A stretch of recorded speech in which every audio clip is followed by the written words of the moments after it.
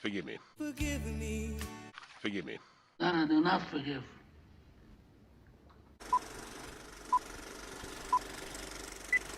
Greetings once again from the world of constructive snark, and I have a letter from a viewer, Barry Fictional, who says, "Dear Pete, I see that your videos are now often prefaced by ads for Deliveroo, but as you're using copyright material, they are presumably not eligible for monetization. Does this mean that we, the viewers, have an even greater moral or ethical responsibility to buy your book?"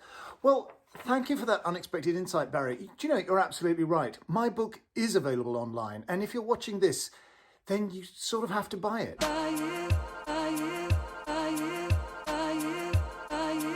Let's move on.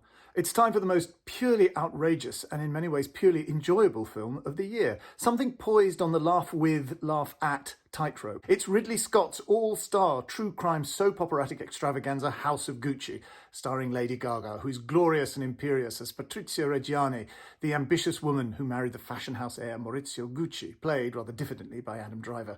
She became involved in the business, and their relationship ended in passion and violence. Who is making this stuff? Who's allowing this to happen?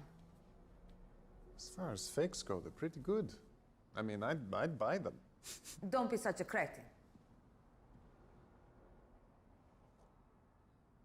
Don't call me a cretin, sweetie. That's not what I said. I asked you not to be one. This is serious. And you're laughing it off. At least it's my name on the mugs, not yours. Our name, sweetie, on junk. Jeremy Irons plays Patrizia's disapproving father-in-law Rodolfo Gucci. Jared Leto plays deadbeat cousin Paolo Gucci. Al Pacino plays genial uncle Aldo Gucci. And Salma Hayek is Pina, who is a professional psychic and Patrizia's dodgy best friend. What's amazing about this film for me is that it really does deliver a payload of pure collective star power. Many movies with an all-star cast find that their A-listers detract or distract from each other, but in House of Gucci they add to each other.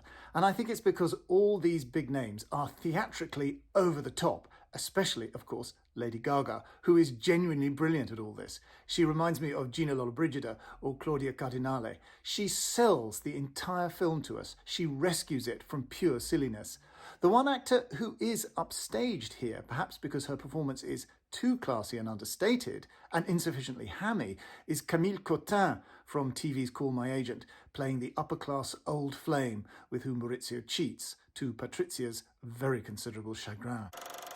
Ridley Scott hits every scene with sledgehammer force, and subtle it isn't, but it's punched up with such storytelling zest and energy. It should be just absurd, and it kind of is just absurd, but also very pleasurable. It hardly needs saying that this is a must for Lady Gaga fans.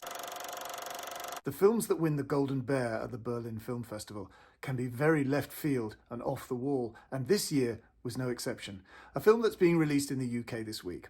It's by the Romanian director who only just recently made a very high-minded docudrama about oppression in the Ceausescu era called Uppercase Print, and the director is Radu Jude.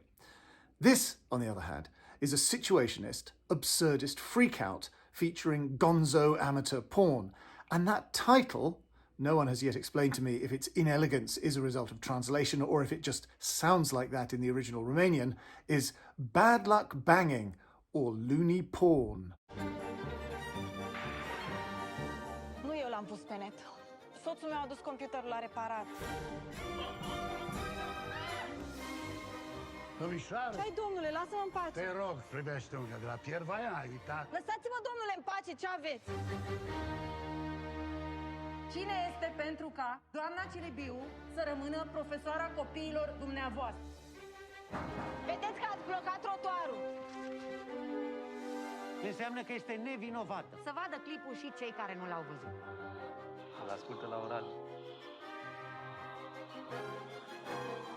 Da, și eu vă rog să vă opriți, gata. Nu oprim nimic, vreau să vedem până la finalizare.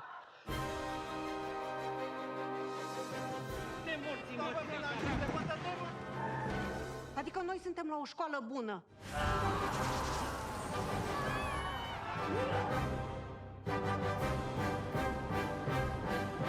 Sunteți niște jigodi! Asta e inadmisibil. As well as being about porn, this chaotic film is about COVID, about the pent-up rage and frustration which Romania, and everyone else, has been cultivating during lockdown. It's in 3 parts. In part 1, we see a harassed schoolteacher called Emi, played by Katia Pascario, attending to all her various jobs and chores, and everyone in the shops is wearing masks or not wearing them, and they're all very, very grumpy. Emi is in trouble because a video of her and her boyfriend having sex has surfaced on the internet, quite without her permission, and so she is, utterly unfairly, facing the sack. In part 2, the director disrupts or suspends the narrative to give us an A to Z definition rundown of many different terms and ideas, from military tyranny to blowjobs. And in part 3, Emi is subject to a kangaroo court show trial in which she must somehow persuade her shriekingly reactionary and misogynistic accusers that all this is not her fault, but the fault of the person who uploaded the video.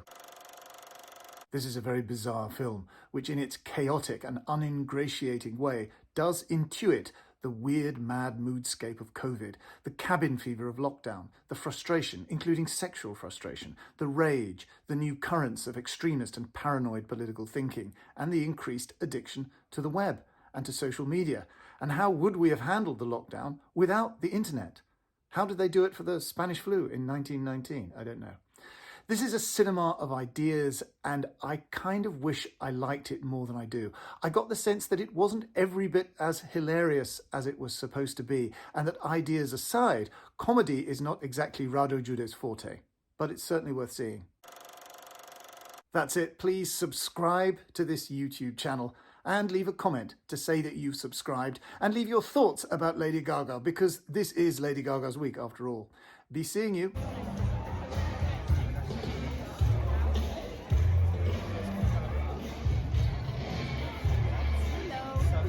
Hiya.